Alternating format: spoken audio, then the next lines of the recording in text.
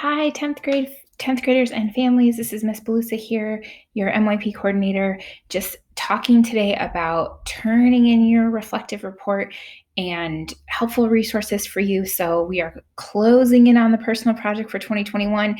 Just a reminder that it is due March 15th, which is a change from March 1st. So there's a little bit of an extension there. And you just want to have all your materials turned into Google Classroom by March 15th. Of course, if you have questions or you need any help on this, contact me via email would be awesome. So I just wanted to talk today about a little bit about the report and where you can find some resources.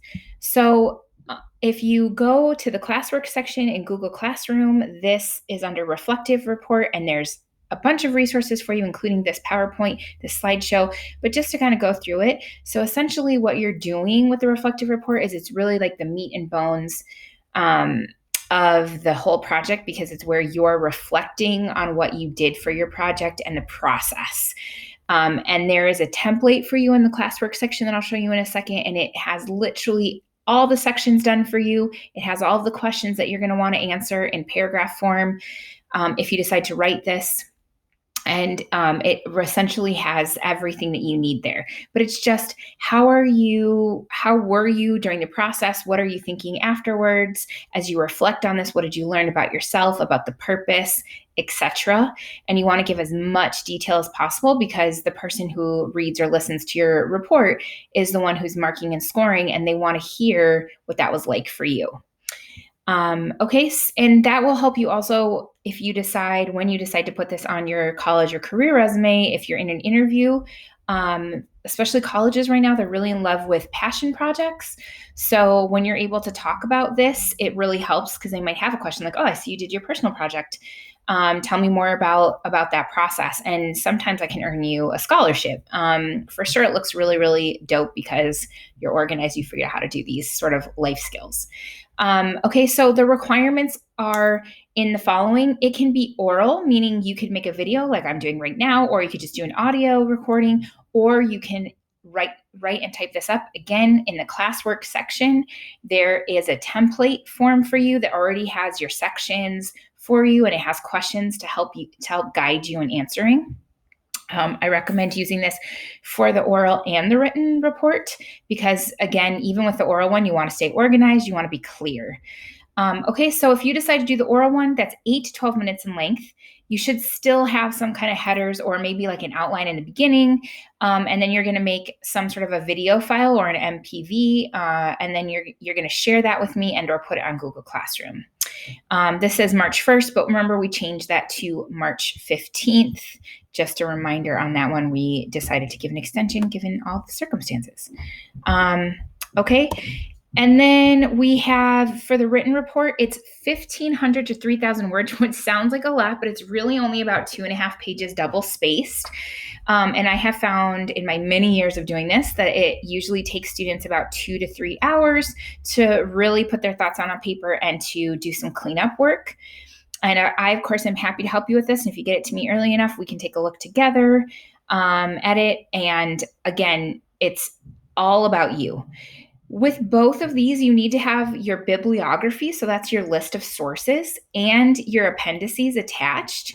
In your oral report, you can make your oral report and then send me those other pieces individually in different documents. For your reflective report, it's again all in the template, but the appendices are where you show evidence of what you did. So you're going to have photos of the product that you made, or you might have videos. You could have some of your journal entries where you reflected, and that's sort of how that piece looks. So it's up to you about which format is going to work best for you. As far as the checklist goes, right? So like just making sure that you have everything, there is actually a document online that has a checklist for the entire project. So what all do you need to turn in order to get that elective credit? But here's just a quick one on here, right? It's making sure that you have the correct length, or written or oral. Again, these are guidelines. To go too far under the length of either one of these, it doesn't usually do justice to what you're trying to explain. And you don't want to go over, because the IB people who listen to this, right, and this is kept confidential, they don't have your name or anything, but when they listen or they read it, they won't go past that limit. Okay, You're making sure that you have a cover sheet. Again, we already have this. This is if you're doing written, that's already in the template. A table of contents, section headers. You have to have a bibliography and appendices for both oral and written. And again, you can click here and get that organizer. So assessment criteria, this is actually in your student guidebook, but I know many of you are rubric followers, and so this is really making sure that each part of this rubric is answered. This looks really small on here. If you get into the Google Classroom, you can zoom in on it, and also this is available in your student guidebook and on the template. But it's really just looking and making sure if you want a 7-8, if you're looking at some of this depth, and this will give you more of a guideline around that. For example, just giving a lot of details about, like one of the sections is about the sources that you decided to use. How did you select those? How did you find them? And it's just giving as much detail as possible. So if what you did was interview a bunch of your family members, and that's like the crux of your sources, then you're talking about why did you decide, like who did you decide to interview for your family? Why did you decide to use them? What kind of sources did they prove to be? What other outside sources did you maybe use? Like, were you looking at ancestry.com? Did you find a couple of online sources where people interviewed their family and that gave you inspiration? So you're just really giving us as much detail on that as you can. There's also examples in here.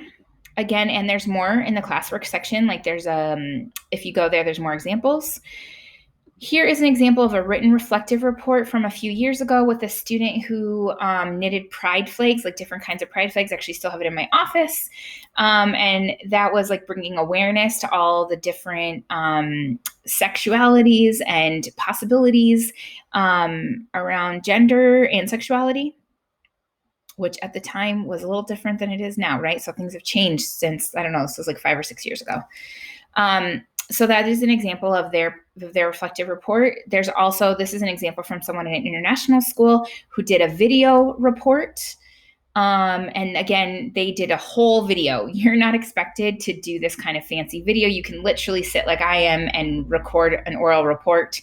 It doesn't need to be all this. This is just what someone did, and I just wanted you to see some examples of it. Okay. So again, your formatting options for your report. You can make a video or an audio. You could make, if you are going to make an oral report, it is helpful if you maybe have a slideshow and do what I'm doing, like a screencastify, because then we can sort of follow you. So you could have your main parts of what you're going to talk about. Like I'm going to talk about this section. Again, those are all in the template. So it has stuff like sources. So you could have a slide that says sources, and then you talk about that. That can be super helpful. It is not required, but it can be very helpful. Again, Screencastify, I will make sure to link it on here, but that's a really good resource here. It's free, and you just have this little video in the background. Or you can just do a voice recording. You don't have to have your face. You definitely want to write an outline. Again, there's a template, and if you just kind of go through and answer those questions on a sheet of paper, like a scrap sheet of paper, it will help you stay focused as you're explaining your oral report. Okay, and then you're going to make sure that you have your bibliography and your appendices like attached in a different document at the end. If you need help with your annotated bibliography, there's a funny video about how to do annotated bibliographies. There's also the EasyBib add-on on Google. I literally use this for my PhD program at the University of Minnesota. Like they don't even pay for this add-on. So I actually use the one through Minneapolis, and then I transfer it over because it's so great at organizing your sources. Super easy. And if you click on this, it tells you how to get it if you haven't used it before. Okay, if you have any other questions, of course, email me or go to the Google Classroom, because that's super helpful in finding a bunch of resources for you. And last but not least, just a reminder that, again, your reflective report template is in the Google Classwork under Reflecting.